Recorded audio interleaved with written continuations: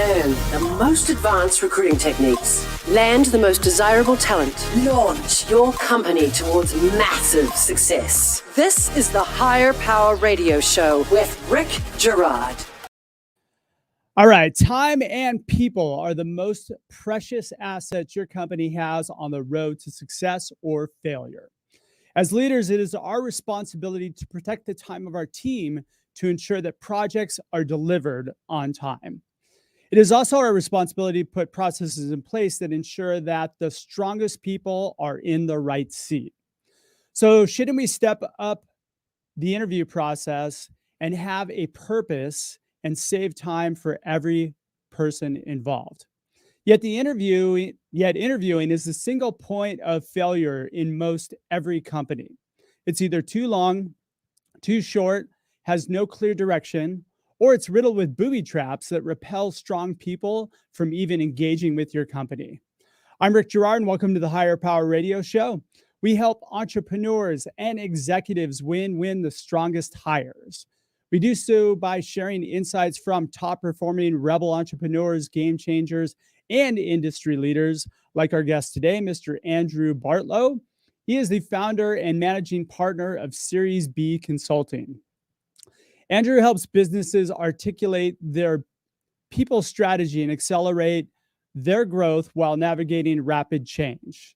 He also founded the People Leader Accelerator, which is a preeminent development program for startup HR leaders. Andrew has 25 years of human resource and talent management experience at organizations across a wide spectrum of sizes, maturity stages, and industries. He is the co-author of Scaling for Success, People Priorities for High Growth Organizations. And Andrew has worked with clients like Masterclass and others to help them overcome obstacles in a hyper-growth phase, which is what makes Andrew the perfect expert for today's topic.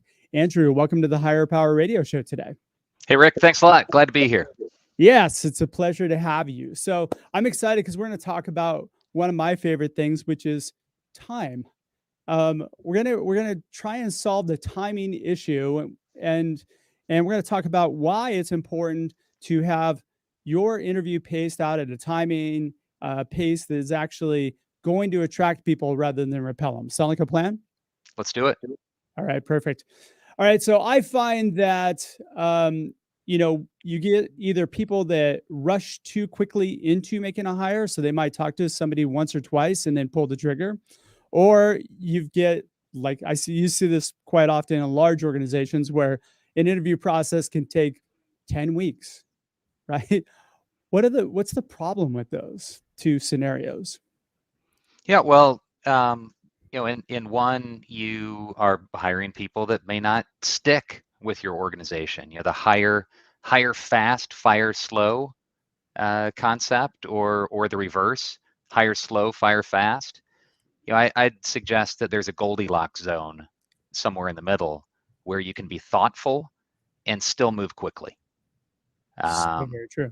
Yeah. Okay. And then on the flip side, what happens when you take 10 weeks to interview somebody? Well, yeah, especially in today's market, they're not going to wait around. It's such a competitive talent acquisition market that a lot of engineers are balancing 4 and 5 offers. And whether it's an engineer or a salesperson or a VP of marketing, you're competing for talent nowadays. And so you don't want to take 1 second longer than you have to. So that is so true. And I think people are still under the mindset that maybe we're coming out of this pandemic and that people are out of work, and they're not, right? I think people are open to looking at new opportunities right now, but they're certainly not jumping ship really quickly. They're taking their time to get to the right thing. Yeah, that's right. Yeah, especially if somebody is reevaluating their priorities, their life, their career coming out of such a life-changing event like the pandemic.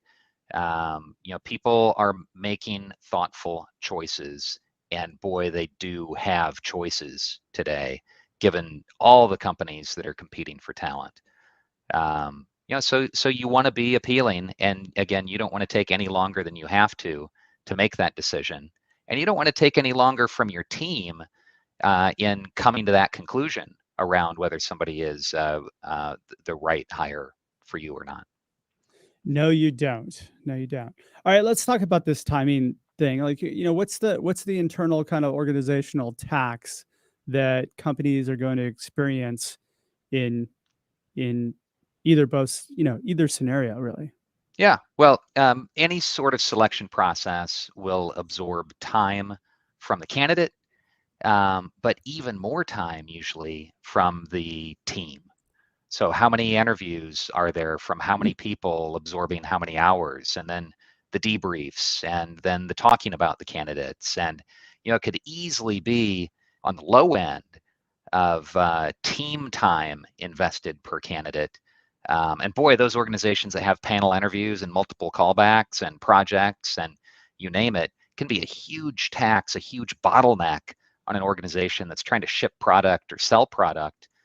When you're taking your sweet time to figure out who's the right hire for your organization.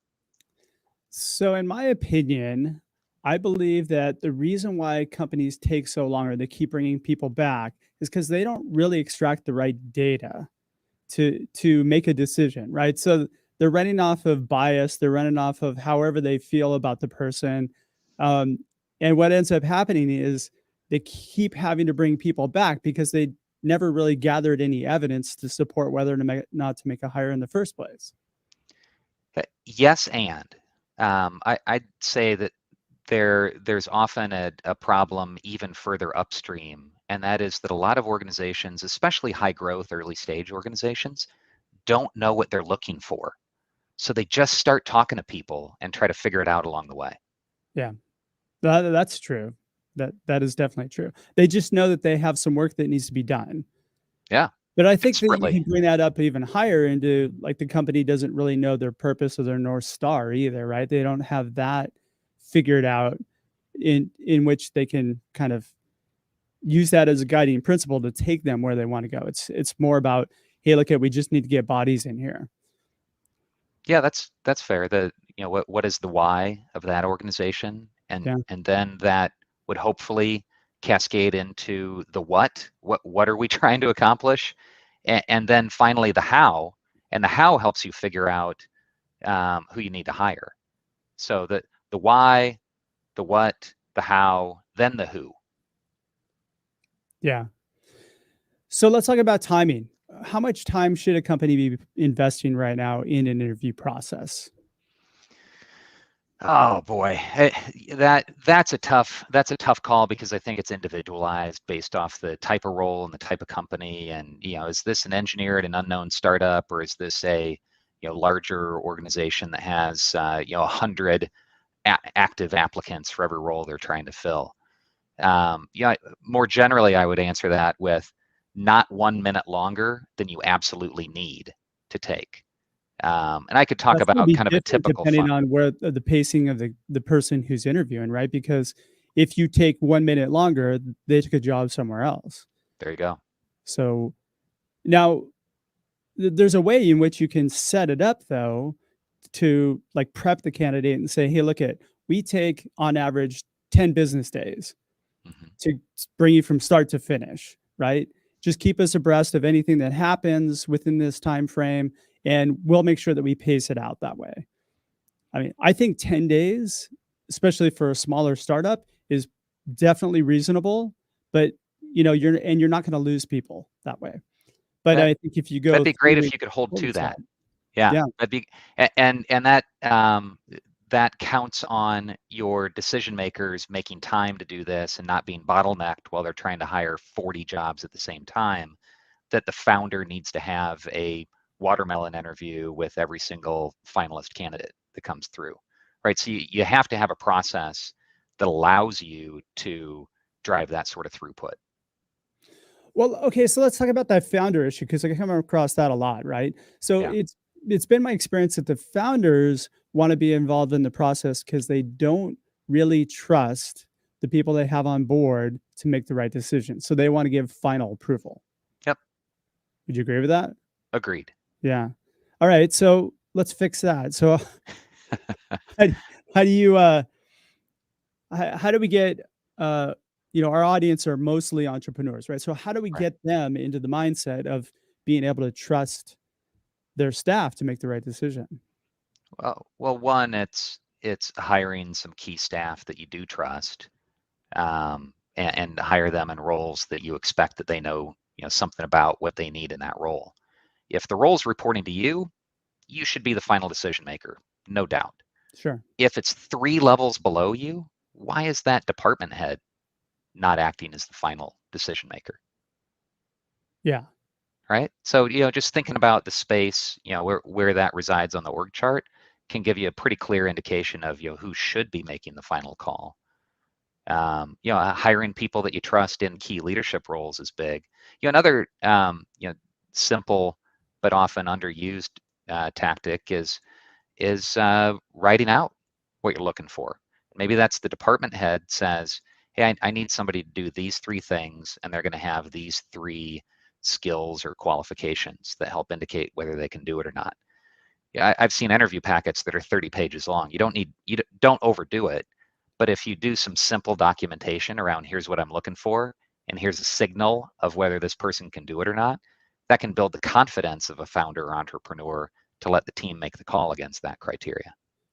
Well, I think also as a founder and entrepreneur, you need to take the time to actually establish an interview process. Taking it back a little bit further. If you Yeah. have an interview process and everybody has bought into it and they're conducting the interview the way in which you want them to conduct them, now we have a situation where you can back out of that process and you can trust that people will be making the right decisions. Yep. Well said. All right, you're Well listening said. to the Higher Power Radio Show. I'm your host, Rick Girard. And for our podcast listeners, we're going to take a quick educational moment from our sponsors. Hey, check out stridesearch.com. There you'll find a link to order your copy of Healing Career Wounds, which is available now on Amazon and every other major bookstore. Let it be your secret weapon to winning the strongest hires. Our guest is Andrew Bartlow. He is the founder and manager and partner of Series B Consulting, and we're talking about interview process timing. So we just kind of discussed a little bit about why it's important that you really put something in place that keeps this timing sacred. But let's solve this problem for him, if you don't mind, Andrew. Let's get into what steps do we need to put in place in order for an organization to effectively not miss candidates, but also attract the right ones in by having a process that doesn't fully discourage them. Yeah, let's start with clearly identifying what are the roles that you want to fill. What's first? Where is it? What does a job do? Some people call that workforce planning. Call it whatever you want, but just be clear about what you're looking for. And that's often the most missed step that then slows everything else down, because you end up talking to lots of people, and the interview teams burn lots of hours as they try to seek what they don't understand yet. I think that also goes hand in hand, though, with the fact that the interview team doesn't know that not only what they're interviewing for, but why they're interviewing, Yeah. right? Or how to bring somebody through a process. So I would say those two things, lock your staff in a room for a day and figure out what's our process, how are we going to run it, what's the timing we want to have involved, and then figure out what the roles are. And, take those roles to a point where you have measurables, performance metrics set in place so that you know how to evaluate and hold people accountable, the people who do take the role. That's often not done. It's usually, we need 5 years of this and 4 years of that.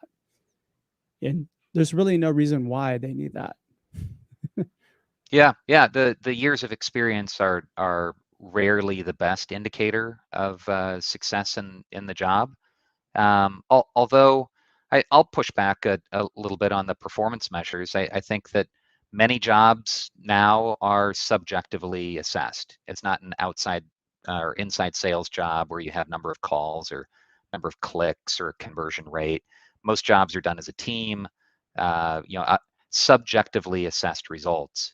So you can overcomplicate things. And I'm hoping that one of the big takeaways from this conversation with the audience is be solid at the basics, be brilliant at the basics, know what you're looking for.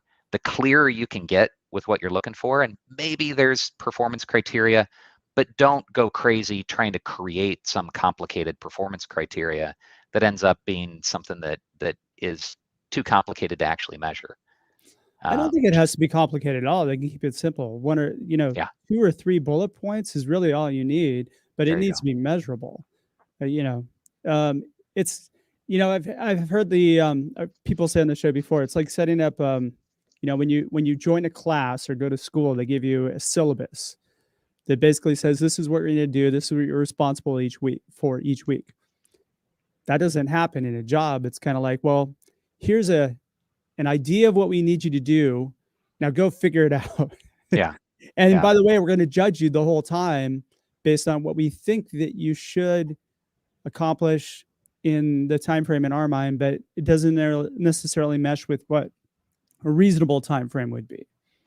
Yeah, I think we agree on this point. What I'm drawing from is a lot of experience with a lot of different startups and high growth companies that go from zero process, total chaos, to way too much process, way Got it. too long, 30-page interview packages that the recruiter ends up creating that isn't tied to whatever the department actually needs. And it becomes this giant administrative bureaucratic exercise rather than something that's actually helpful.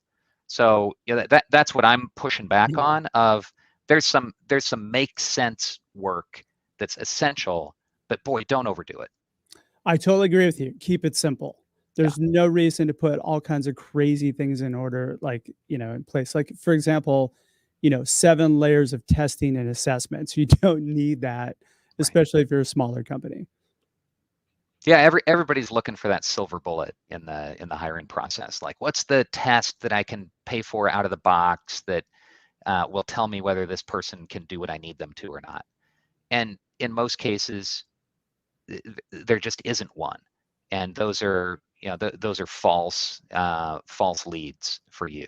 So testing may have a role in some giant, well-established, mature organization, but I'm really skeptical of it.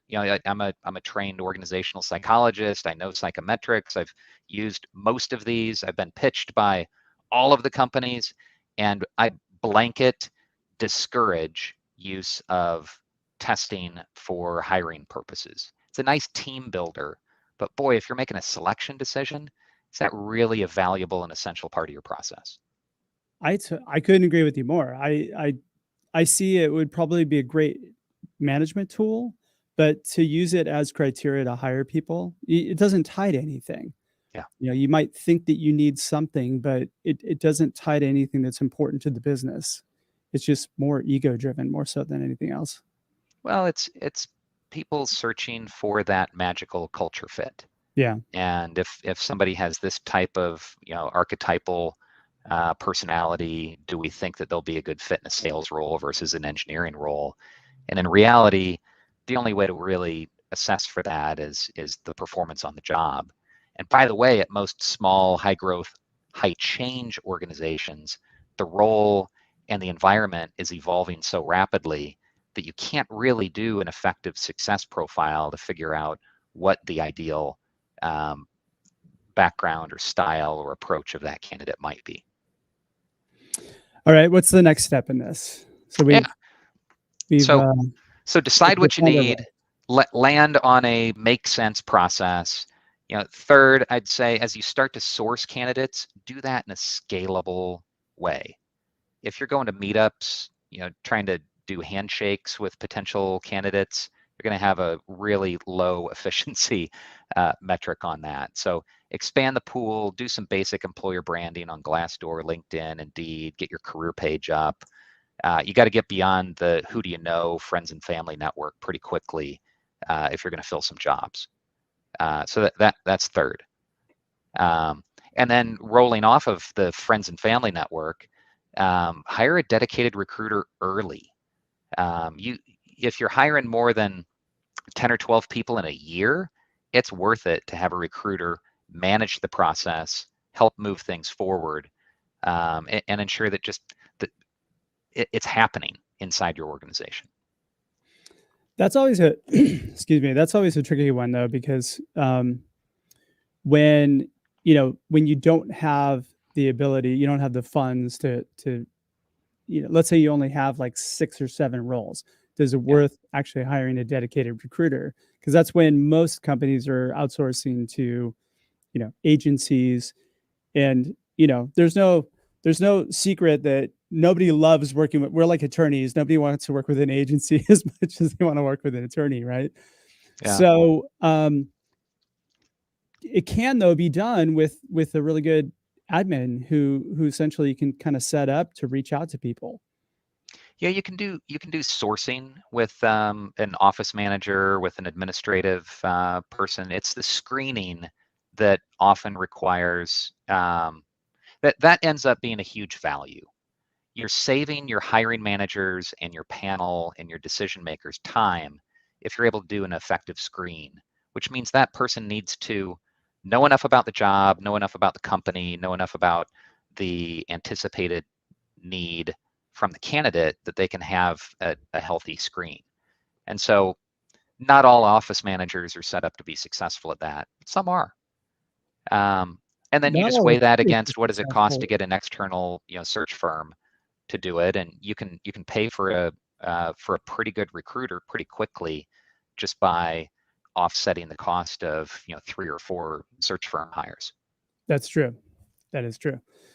I think there's some training that needs to go in there too, as to being able to extract the right data to make sure that people align well with the organization. I would argue that just like anything else, it's what you put into it, as far as the training of the recruiter and giving them the tools that they need. You can't just expect somebody to come on, just do the work and be successful. Right. It's not somebody fresh out of school or totally off the street from an unrelated field. Like if this is your first and only recruiting support person, you probably want somebody that has a little bit of experience doing it. Sure. And again, the goal is that you're saving your team time by having fewer candidates reach the panel or reach the hiring manager that don't get an offer, that should never be offered. So it's that screen that you save an enormous amount of time.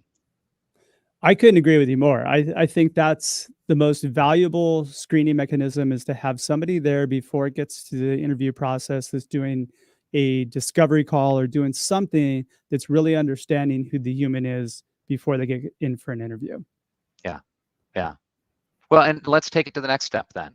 So the next step after a recruiter screen, or whoever's doing the recruiting work, or maybe it's a search firm that's doing it, in my model, is a hiring manager screen, vetting by the Andrew, hiring I manager. lost you there. So,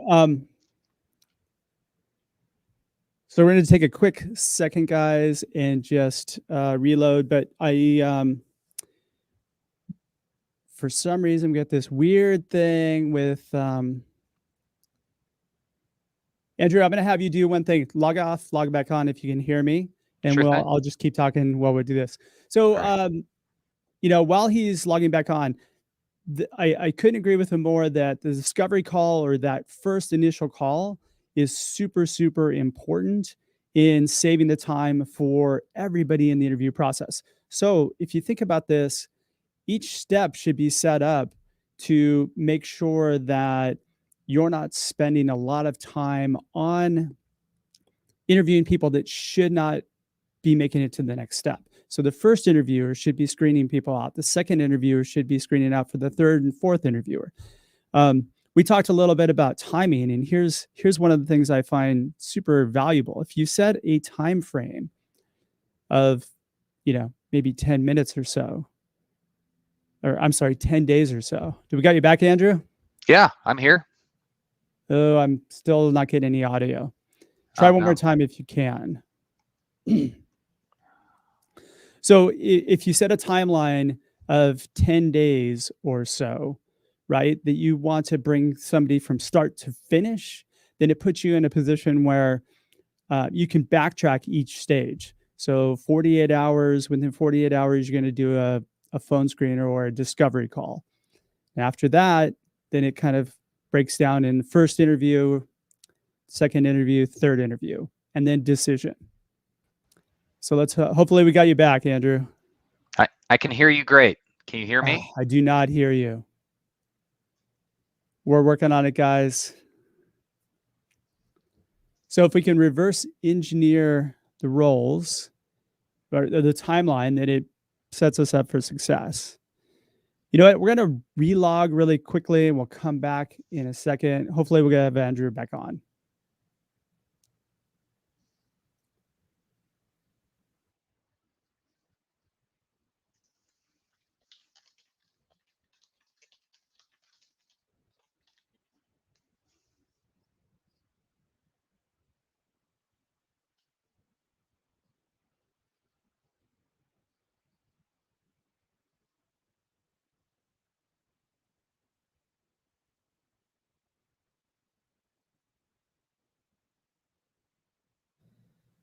Andrew, we got you. I can hear you. Nope, I still don't hear him. We lost audio on Andrew.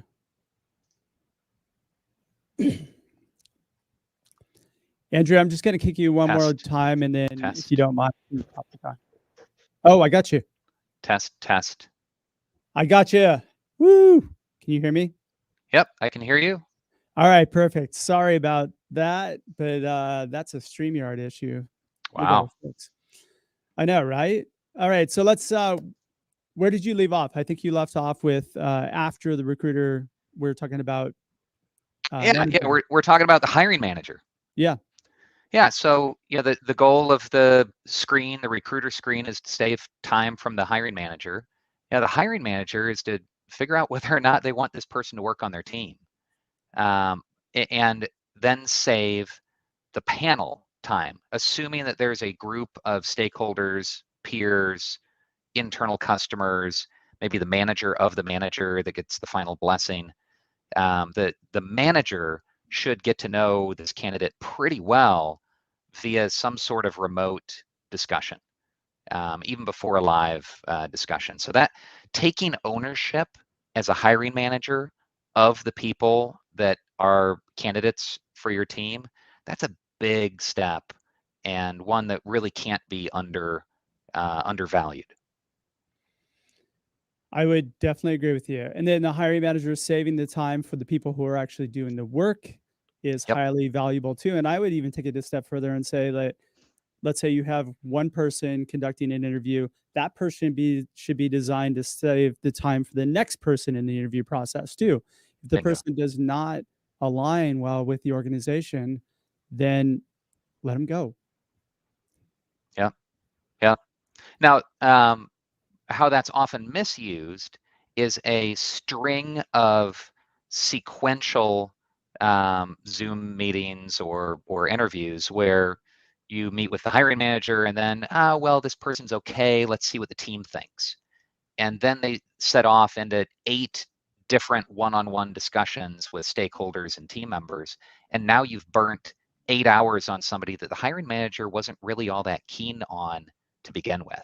So the hiring manager screen needs to be pretty thick and be thoughtful about what that process looks like so you're not burning a ton of time from the broader group.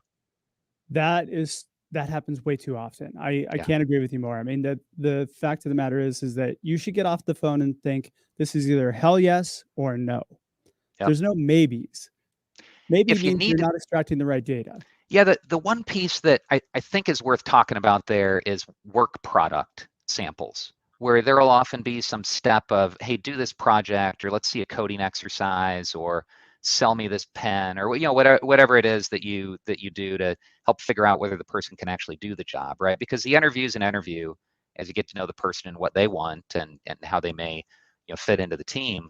But that work product sample is useful, and I'd suggest that you want to be really thoughtful about when you do that. Not every job needs a work product sample. But when you do it, it's probably the hiring manager that initiates it before a big group, before a candidate gets to the big group, and the hiring manager is evaluating it. And so it's got to be worth their time to look at a work product sample if if they like that candidate enough to ask for it. So that's one that I think is overused. Yeah, and I think too much weight is given on that work sample too, and not enough on whether or not the person aligns with the core values. Yeah. All right, we're getting pretty close on time. Andrew, what's the last step on this process? Well, I think it's the team screen that we've referred to there, and teams often get stuck on consensus. So have some clear answer on how you make decisions coming out of a team screen. Is it everybody's got to be a hell yes, or is it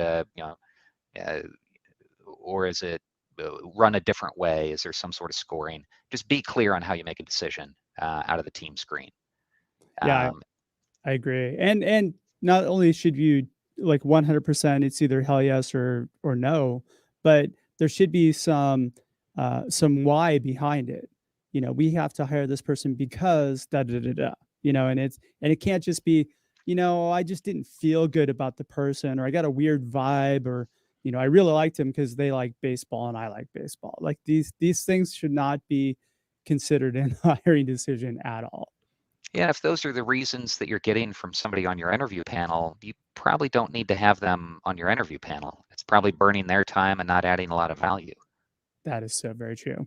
All right, what would be 2 or 3 key takeaways you can give the audience that can plug into the business today? Have a streamlined but clear selection process. You want to fill jobs with high quality candidates. Here's the emphasis: using less time from your team. You've got a business to run, a product to build, a service to deliver. Don't let hiring become the bottleneck that prevents you from running your business. So have a make sense process. 100%.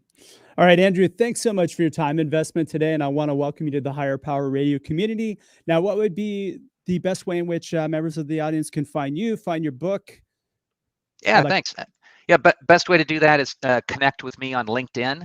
I'm at Andrew Bartlow on LinkedIn, the only one out there that I'm aware of.